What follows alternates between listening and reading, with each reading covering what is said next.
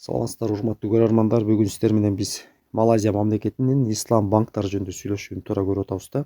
Акыбалы кандай багыттарга инвестицияланат, мына ошол боюнча бир аз изилдеп сиздерге оюмду билдирүүнү туура көрдүм. Негизинен Малайзиянын банк системасы абдан бир ири ислам багытында өнүккөн банк системасы болуп эсептелинет да. Банк системасынан башка дагы салттуу банк системасы да Малайзияда өнүккөн да. Экөө биргеликте иш алып барат. Ошондой болсо дагы банк системасы негизинен ислам мамлекеттеринин ичинен дүйнөдөгү эле ислам багытындагы каражаттарды инвестициялоо, банк системасын жүргүзүү, товарларды сатып алуу, мына ошого окшогон ири проекттерди ишке ашырууда Малайзиянын банк системасы дүйнөдөгү алдыңкы өнүккөн ислам багытында банк системасына кирет да. Негизинен эле банк системасы Малайзияда кандай болуп түзүлгөн? Малайзия мамлекети өзүнүн эгемендүүлүгүн алган күндөн баштап эле ошол жерде жашаган мусулман адамдар, ислам динин туткан адамдар Малайзиянын өкмөтүнөн бизге исламдык багыттагы мындай кызмат көрсөтүүлөрдү көрсөткүлө деп өзүнүн мамлекетинен талап кыла баштаган да. Жыйынтыгында ошол ислам багытындагы банк системасынын түзүлүшүн да бул нерсе аягында барып шарттаган да. Алгачкы жолу Малайзияда ажылык кылган зыяратчылардын атайын фонд түзүлөт. Ошол фонддун акчасы көбөйүп отуруп, жыйынтыгында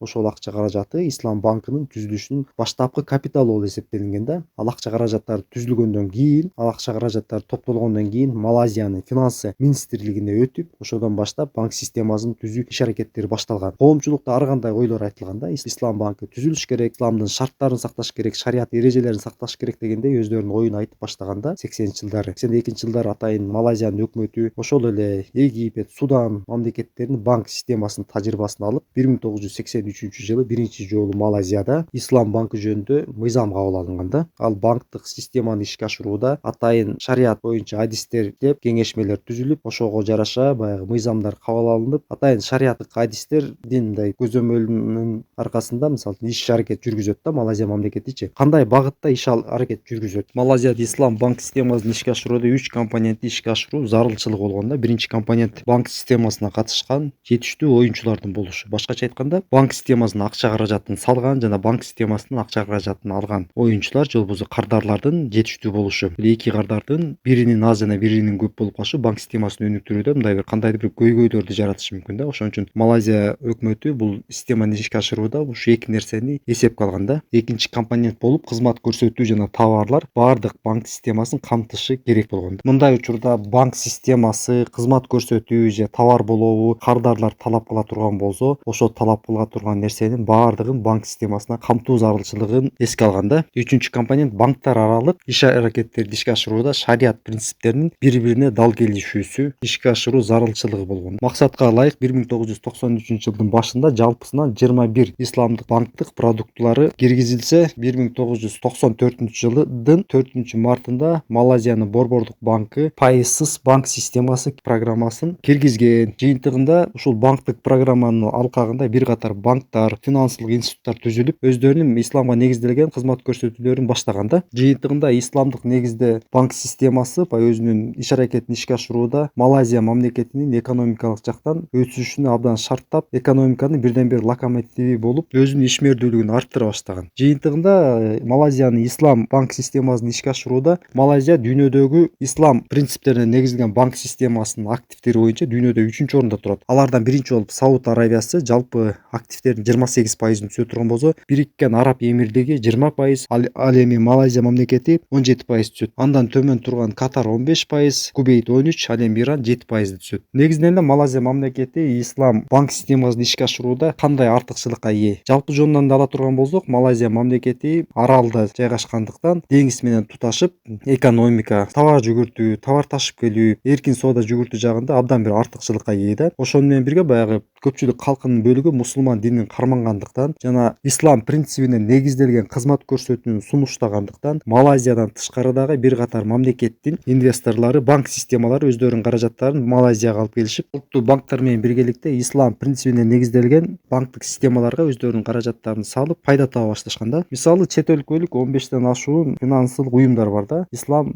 принциптерине негизделген. Ошону менен бирге чет өлкөлүк инвесторлор өздөрүнүн каражаттарын Малайзиянын ислам банк системаларына салышып, ошону менен бирге ислам динин тутунбаган башка мамлекеттин жарандары дагы ислам банктык системасына кызыгышып өздөрүнүн каражаттарын салып, бул тармакта дагы Малайзияда өздөрүнүн каражаттарын иштетүү менен пайда таап, эки тарапка пайдалуу нерселерди жасап жаткандыгын билсек болот да. Негизинен эле бул ислам принцибине негизделген банк системасы Малайзияда кандай иш аракеттер жүргүзөт? Биринчиден мыйзам чегинде иш алып барат. Экинчиден ошо мыйзамдардын сакталышы боюнча атайын шарият боюнча адистер, кеңешмелер иш алып барышып, мыйзамдар, шарияттар сакталып атат, ошол боюнча баягы дыкат көзөмөл жүргүзүшүп, аудиттик текшерүүлөрдү жүргүзүп турушат да. Эгерде мыйзам сакталбаса, анда мыйзам чегинде банктар жоопкерчилик тартышы толук мүмкүн. Малайзияда ислам банктарында пайыз деген түшүнүк жок да. Мисалы бизде банктар пайыздык негизде насияларды берет дагы, ага макул болуп келишимге кол койгондон тартып кардардын жоопкерчилиги күчөйт да. Насиялоо үчүн алган каражатын бизнеси өсүп пайда келтире турган болсо, анда кардар үчүн пайдалуу да. Ал эми бизнеси өнүкпөй, тескерисинче баягы каражатын кайтарымы төмөн болуп же банкрот болуп кайтара албай калган учурда банктар берген каражатын пайызы менен төлөп берүүнү талап кылат. Алган каражаттарды каалайсыңбы, каалабайсыңбы кайтарып берүүгө милдеттүүсүң да. Эгерде кайтара албай калган учурда күрөөгө койгон мүлкүн же башка мүлктөрүн конфискациялоо менен кээ бир учурда сот аркылуу өзүнө ыйгарып алуу мүмкүнчүлүгү бар да. Ал эми Малайзиянын ислам банк системасынын бир жакшы жери, банк менен кардар экөө бирдей жоопкерчиликти алышат, бирдей иш аракет жүргүзүшөт, пайда менен зыянды бирге тартышат да. Биргеликте иштеп, эгерде ишке ашыра турган пландарды насиялоо каражаттары пайдалуу болуп, пайда алып келе турган болсо, пайданы бөлүшөт кардар менен банк. Ал эми тескерисинче жумшалган каражаттар ийгиликсиз болуп кала турган болсо, анда чыгымды банк менен кардар бирдей тартышат да. Ошондуктан банк системасы берген насиясын кардар менен биргеликте иштөөдө абдан көзөмөлдүү жүргүзөт. Бизде Кыргызстанда бизнес деп акча каражатын алып тойлорго же башка багыттарга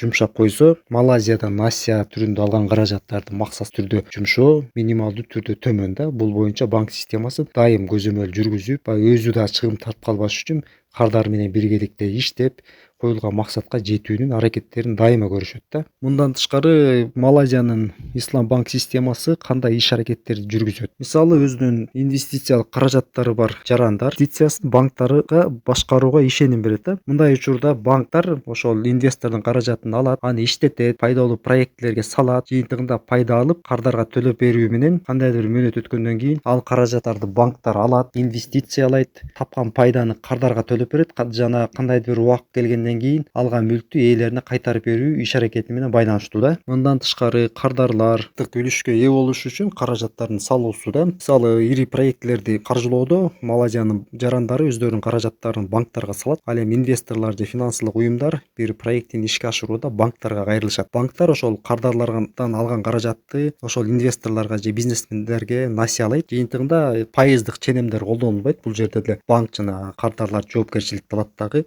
Проекттер ишке ашкандан соң пайданы баягы өздөрүнүн келишимге ылайык бөлүшөт. Ошонун эсеби менен пайда табуу иш аракеттерин көрүшөт да. Ошондой эле Малайзиянын банк системасында, исламдык банк системасында узак мөөнөттүү каржылоо деген түшүнүк бар да. Ар бир эле жаран керектүү товарларды сатып алууга мүмкүнчүлүгү болбойт да. Мындай учурда банк керектүү товарларды өзү сатып алат дагы, анын үстүнө баягы өзүнүн баазын коет, кызмат көрсөтүүлөрүн кошот. Жана келген кардарга келишип, келишимдин негизинде баа аныкталат дагы, узак мөөнөттө баягы товарды кардарларга берет, же болбосо рассрочка түрүндө берет. Кардардар алат дагы каражаттарды кандайдыр мөөнөттүн ичинде төлөп бүтүрөт. Дагы Малайзиянын банк системасында, ислам банк системасында пайызсыз насиялоо деген түшүнүк бар да. Насиясыз банктар пайызсыз каражаттарды бизнесмендерге же кардарларга насия түрүндө берет да. Андан эч кандай пайыз албайт. Пайда табуу жолу болуп, ишеним комиссиясы деп коет. Мына ошонун негизинде банктар пайызсыз насиялоо менен пайда табат. Мындан тышкары финансылык уюмдар, ислам банктары кыймылдуу жана кыймылсыз мүлктөрдү сатып алуу менен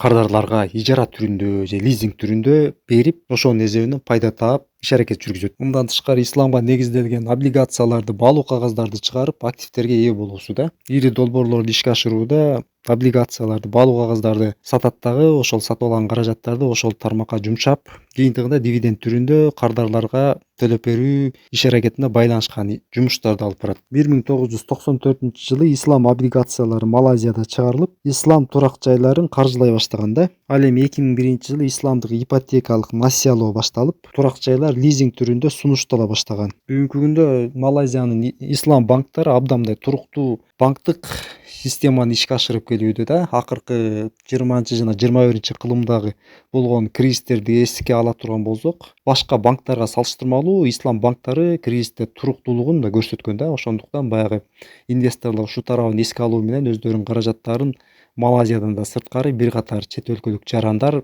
ислам банктарына Малайзиянын өздөрүнүн каражаттарын жумшап, ар тараптан пайда таап келишүүдө да. Мунун жыйынтыгы менен да исламдык принцип негизделип, мамлекет өнүгүп, экономиканын өсүшүнө дагы бул тармак мындай өзүнүн салымын кошуп кетүүдө.